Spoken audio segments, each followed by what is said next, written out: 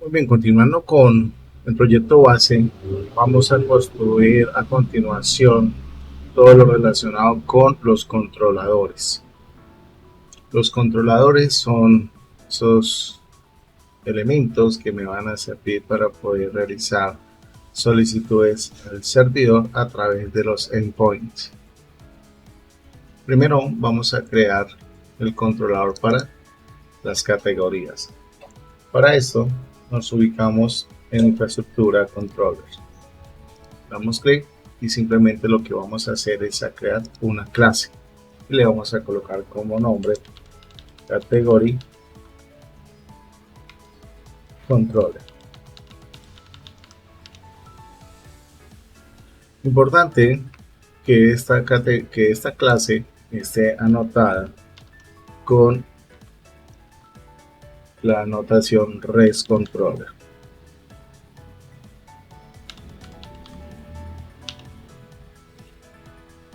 También vamos a anotarla con request mapping. En el request mapping vamos a definir una URL base. En este caso vamos a definir la URL category.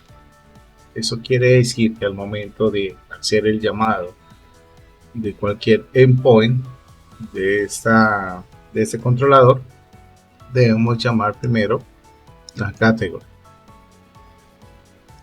A continuación vamos a inyectar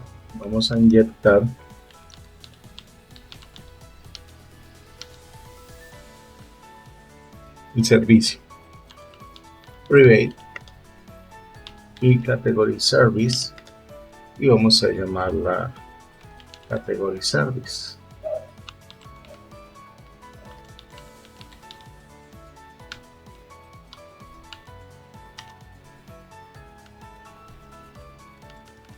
Ya nos quedó mal. Private. Hacemos la importación. En este caso recordemos que la interfaz se encuentra dentro de Application Service.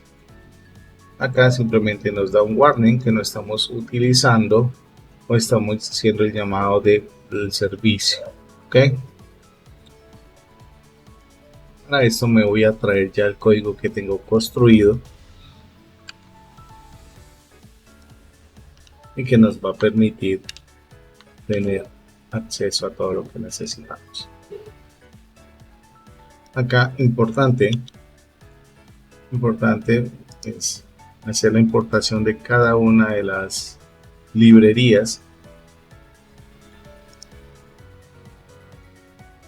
la domain, category, importante sea de entities, payable, también de domain, optional, que es de Java UDI. Acá tenemos un error que no es save category, sino category DPO. Aquí es category DPO.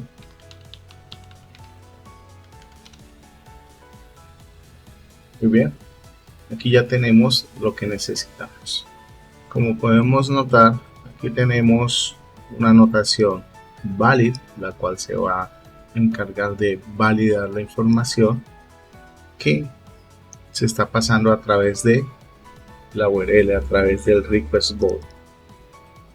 Nosotros podemos personalizar aún más esas validaciones, pero en este caso no vamos a hacerlo por ahora. Aquí tenemos category, aquí tenemos el ID de la categoría, que es el que vamos a enviar a través de una petición. Vamos a corregir aquí el nombre, que nos quedó mal.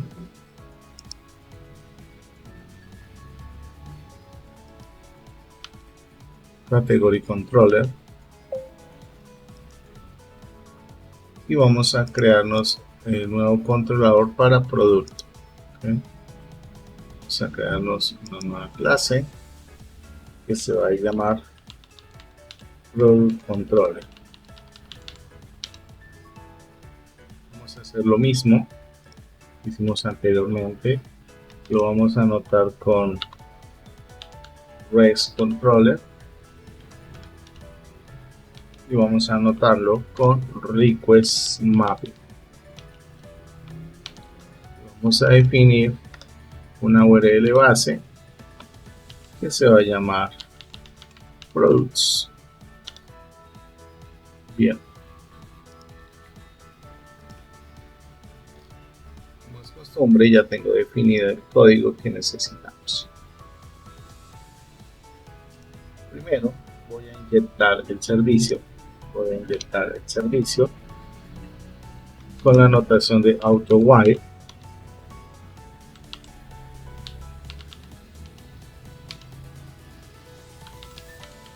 Private y product service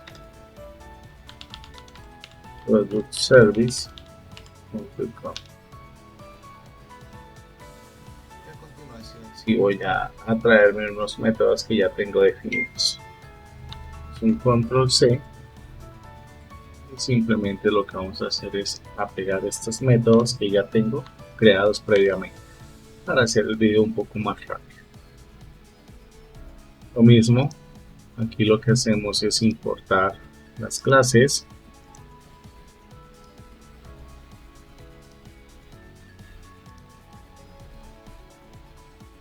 opcional de Java Utils. Recuerden que siempre es importante, aquí es Product DTO, aquí tenemos a Product DTO,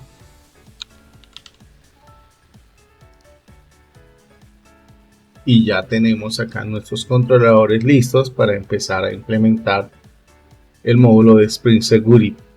Aquí tenemos un API REST básico, el cual contiene unas entidades básicas que nos va a permitir jugar con todo lo referente a Spring Security. Bien, con esto finalizamos el proceso de la creación del proyecto base. Continuando con esta mini guía del módulo de Spring Security, vamos a continuar trabajando con el proyecto base. Lo que vamos a hacer a continuación es crear el archivo import SQL que se utiliza para generar datos iniciales de la base de datos, es decir, si queremos insertar información inicial, ya sea porque son parámetros del sistema o porque son requeridos por algún momento por el cliente. Es importante tener en cuenta que para que esto funcione correctamente debemos crear un archivo llamado import SQL y este archivo se debe crear dentro de la carpeta de resource.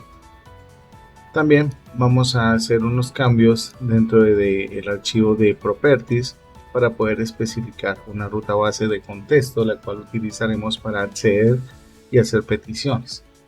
También podemos hacer cambios al puerto inicial de Spring. Acá simplemente utilizo server servlet context path para indicar que mi ruta base es API versión 1, donde estoy cambiando, modificando el puerto del servidor al 9191, y por acá básicamente lo que estoy haciendo es habilitando la visualización de los SQL en la consola y saber qué se está haciendo. Vamos a continuación a ingresar al dashboard. Como vemos, aquí tenemos todo lo que hemos hecho, tenemos todos los endpoints. Básicamente voy a dar play para levantar el servidor. Vamos a mirar si no tenemos ningún problema. Pues acá miremos que nos está indicando que hay una entidad que debe ser declarada con al menos un ID. Vamos a mirar si fue que category me quedó mal definida.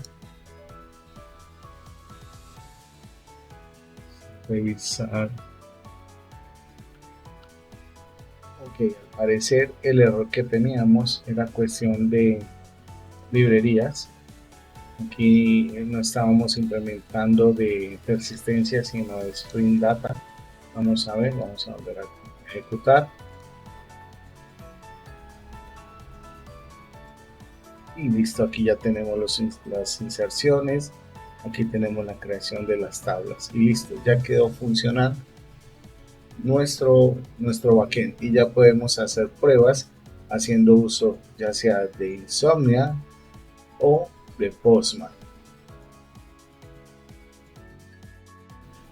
Muy bien, en el siguiente video, continuando con esta mini guía del módulo de Spring Boot, vamos a aprender cómo podemos personalizar y cambiar los parámetros y propiedades propiamente de Spring Boot. Para esto abrimos un navegador, en este caso estamos abriendo Google Chrome, buscamos Spring Boot Properties, nos dirigimos al primer enlace y aquí vamos a encontrar todas las propiedades que podemos definir en el archivo de Properties. Vamos a oprimir control F para activar el buscador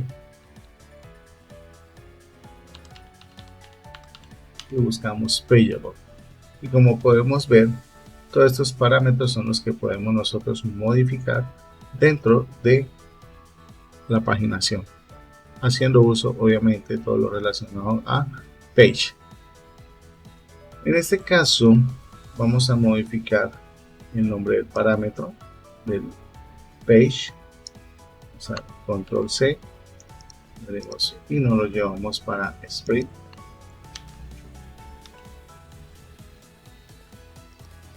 Con el segundo parámetro, que es el del tamaño, size.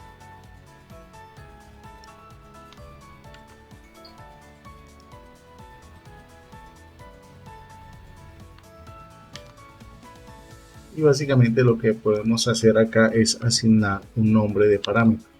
En este caso, por ejemplo, colocamos P, o acá podemos colocar S.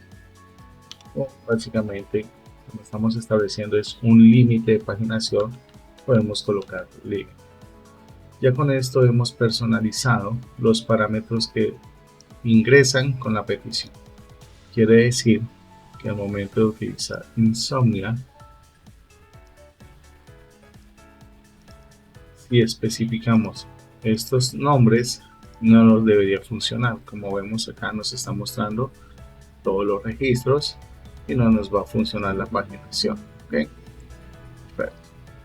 Acá, para que esto funcione, vamos a darle acá la P, a la P, y aquí podemos colocar limit. Podemos incluso cambiar el límite a 2.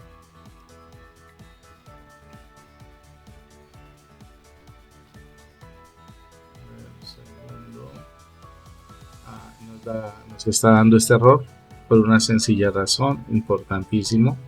Cada vez que hagamos cambio en el archivo de propiedades, detenemos y volvemos a iniciar el servidor. Importantísimo, cada vez que hagamos cambios en los archivos de configuración.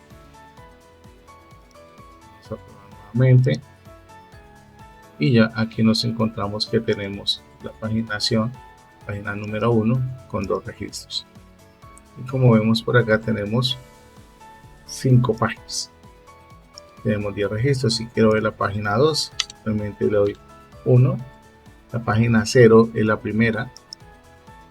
Tenemos 3 y 4. 2, 5 y 6. Muy bien. Con esto hemos aprendido cómo modificar las propiedades por defecto que trae Spring Boot al momento de especificar algunos parámetros. A continuación vamos a hacer una prueba de la solicitud o del endpoint que nos permita guardar información. Vamos a darle acá una solicitud importante, post, vamos a get products, copiamos esta URL, nos puede servir. Voy a cambiar el nombre como new product. Vamos a colocar la dirección en este caso products, tenemos que configurar en el cuerpo, tenemos que especificar que vamos a enviar JSON, y para esto por aquí ya tenemos una estructura de JSON definida previamente.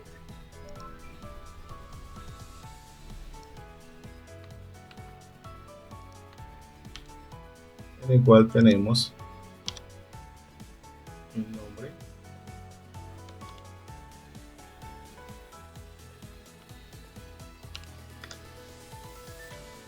su precio y una categoría. Vamos a darle enviar y como podemos ver dice que hay un error, ha fallado la validación, dice que debe ser mayor el valor del precio, mayor o igual a 0.1. vamos a ponerle 40, enviar, y aquí ya tenemos la respuesta. Se creó el elemento con el código número 11 con el valor, y aquí nos está retornando el objeto de categoría. Acá nos retorna el valor de nombre y estado en nulo. Por defecto estamos devolviendo el objeto de product. Muy bien, ya a partir de este momento vamos a entrar de lleno a trabajar con el módulo de Spring Security. Vamos a recordar algunos términos que son esenciales y que hay que tener en cuenta para poder trabajar con este módulo.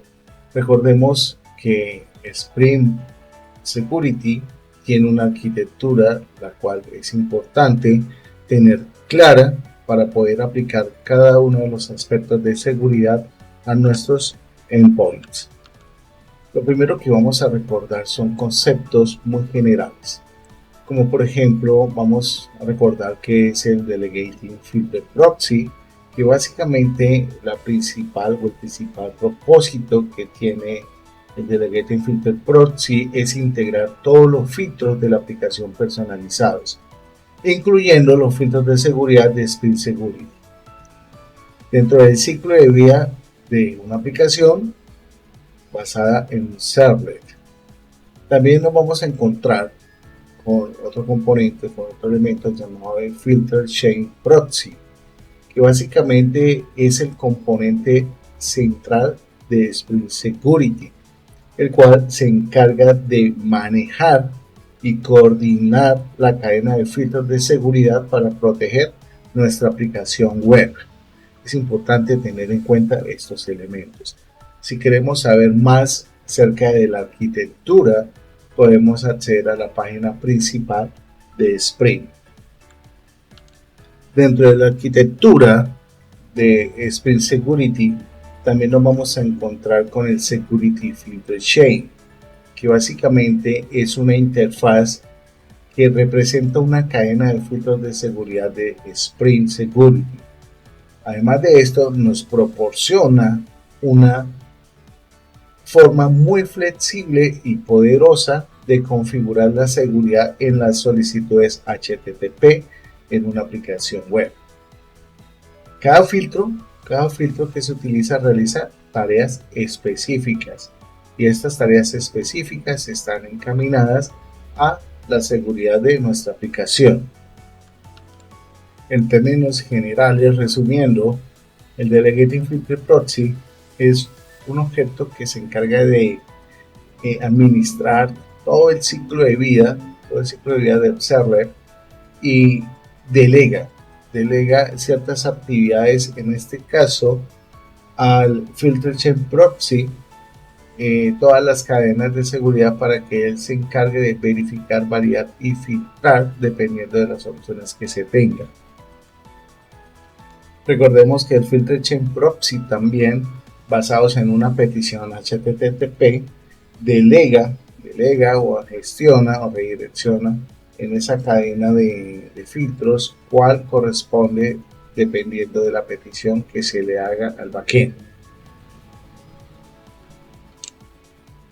Amigos y amigas, a este su curso Máster Definitivo en Spring Security 6 y JSON Web, dando inicio a entender cómo funciona la arquitectura de autenticación de este módulo de Spring, que es Spring Security. Vamos a estar dividiendo el video en dos partes, así que vamos a empezar con estos dos primeros objetos, el Security Context Holder y el Security Context. El Security Context Holder es un objeto que lo que hace es básicamente almacenar el contexto de seguridad de una aplicación. Al mismo tiempo que almacena ese contexto de seguridad, asocia ese contexto con el hilo actual de la petición HTTP que se está ejecutando.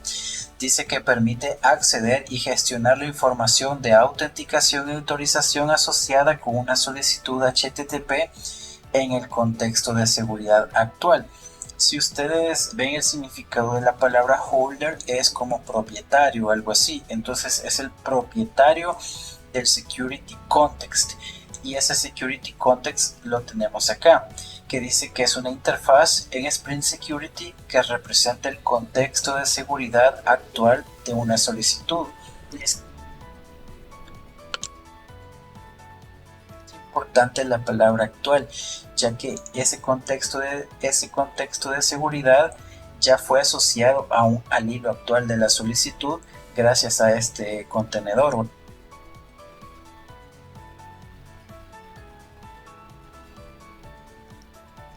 Al hilo actual de la solicitud fue asociado al hilo actual de la contexto de seguridad ya fue asociado al hilo actual de la solicitud gracias a este contenedor o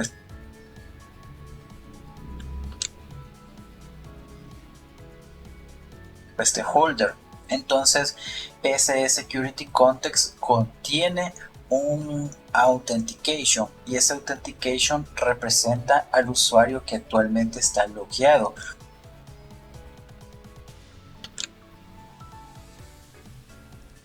O si aún no está logueado y está en el proceso de autenticación, entonces si el proceso de autenticación es exitoso, entonces se setea ese authentication acá, si no va a estar vacío. Entonces vamos a pasar a la siguiente diapositiva para ver qué es ese contenido del authentication.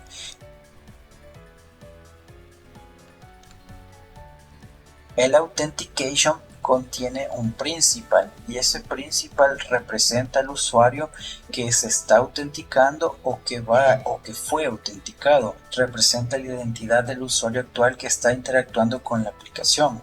Entonces también está adentro del objeto authentication un credential. Es un string que representa la contraseña o la credencial con la cual el principal hizo el logueo o la autenticación. Luego tenemos el authority. Ese authority, si lo traducimos al español, es como un permiso. Básicamente el authority es un Java util list que contiene objetos que implementan la interfaz granted authority.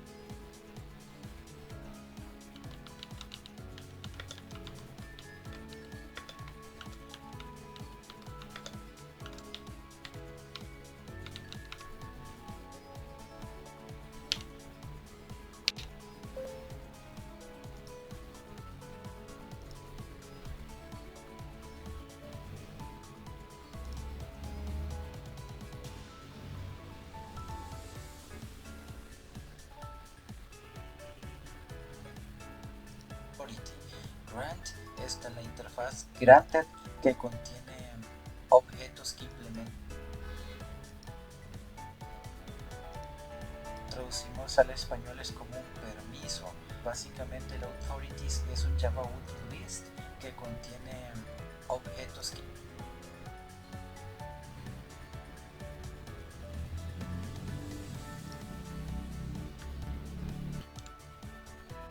implementan la interfaz Granted Authority. Grant es un verbo en inglés que significa conceder y como aquí está en pasado participio, significa permiso concedido. Granted Authority, permiso concedido. Y dice que es un permiso que es otorgado al principal, al usuario logueado, de ya sea de lectura, escritura, eliminación, actualización sobre una entidad en específico. Por ejemplo, leer todos los productos, leer un producto, crear un producto y así sucesivamente. Ahora lo que vamos a hacer es ir a la documentación oficial y revisar estos objetos. Voy a ir acá a mi navegador. Como pueden ver, estoy en la documentación oficial de Spring Security en esta versión.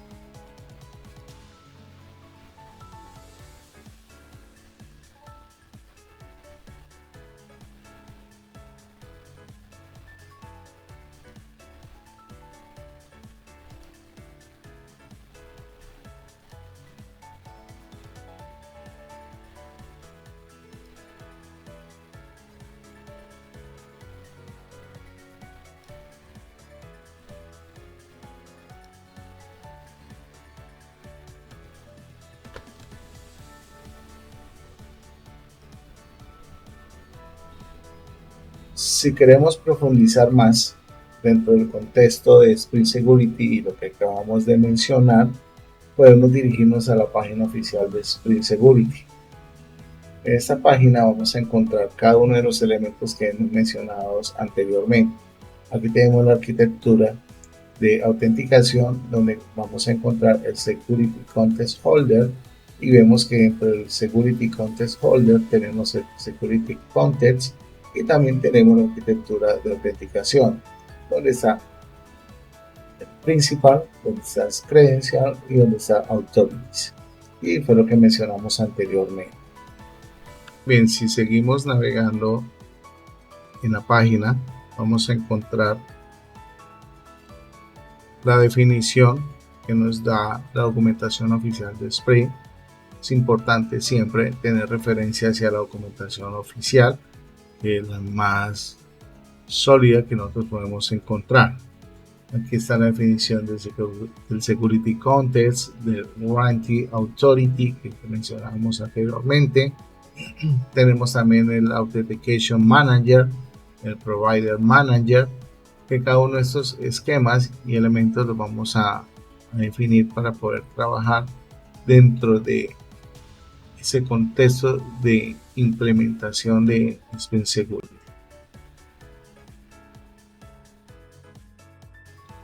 Muy bien, continuando con todo este esquema y arquitectura de Spring Security, vamos a hablar ahora de otros objetos que son muy importantes a la hora de generar y crear o implementar todo el esquema de autenticación. Estamos hablando del Authentication Manager y del Authentication Configuration. Cada uno de ellos tiene pues una función específica dentro del módulo de Spring. Se puede decir que estos dos objetos son interfaces que son muy importantes dentro del marco de Spring Security. Básicamente se utilizan para poder autenticar a los usuarios en una aplicación. Se dicen que es uno de los componentes centrales y principales, son los responsables de coordinar y administrar procesos de autenticación, delegando la autenticación a uno o más authentication providers configurados en nuestra aplicación. Tenemos el Provider Manager, que es una implementación común del Authentication Manager. Es una clase muy importante que actúa como administrador de proveedor de autenticación. Este componente es el responsable de coordinar la autenticación y de delegar la responsabilidad de autenticación a todos los proveedores adecuados y que tengan pues que cumplir una labor específica dentro del esquema del módulo de Spring Security. Es importante también enfatizar que el Provider Manager se encarga de autenticar o delegar dependiendo de la estrategia de autenticación. Existen diferentes estrategias, entre esas usuario y contraseña. Otra tenemos la implementación del Auth 2.0, en caso de que nosotros necesitemos loguearnos utilizando cuentas de Facebook, Gmail o el mismo GitHub. También tenemos autenticación basada en directorios activos, en el caso de que la organización cuente con una apertura de red y tenga directorios activos en los cuales encontrar los usuarios. Esto también tiene la capacidad de poder acceder a ese directorio activo. Es importante recordar estas posibles estrategias que se pueden utilizar para establecer login. Después de pasar por los objetos anteriores, llegamos a un objeto que se llama Authentication Provider. El Authentication Provider es una interfaz que permite definir un contrato para un proveedor de autenticación. Básicamente se puede decir que es el eslabón principal, clave del mecanismo de autenticación en Spring Security, ya que nos va a permitir personalizar cómo se pueden llegar a autenticar los usuarios en un determinado sistema que se esté llevando a cabo. En Spring Security existen dos objetos que nos van a permitir poder tener acceso a la base de datos y poder obtener información de los usuarios, los roles que se encuentran pues, autorizados para realizar ciertas tareas. Para eso nos vamos a encontrar con un objeto llamado User Details Service. Básicamente es una interfaz la cual se utiliza de cargar todos los detalles de un usuario específico. Esos detalles específicos del usuario son el nombre de usuario, contraseña, rol. Estos usuarios se encuentran en una fuente de datos externas. Como comentábamos anteriormente, una base de datos. También nos vamos a encontrar con el Password Encoder. El Password Encoder es una interfaz la cual se utiliza para poder codificar y verificar contraseñas. Su tarea principal es proteger las contraseñas de los usuarios que se encuentran almacenadas en una base de datos o en otro sistema de información totalmente diferente, el cual esté almacenando información. Es importante tener en cuenta que estas contraseñas se guardan encriptadas y no legibles de manera fácil. Es importante también tener en cuenta que existe un objeto que se llama DAO Authentication Provider, que es el encargado de comunicarse con el User Details para así poder obtener acceso a la información que se encuentra en la base de datos, información del usuario. Muy bien, ya con esto dimos un repaso muy general a cada uno de los objetos que están embebidos, inmersos dentro de Spring Security. A continuación vamos a comenzar a construir cada uno de esos elementos para poder proveer seguridad a el backend que estuvimos construyendo inicialmente.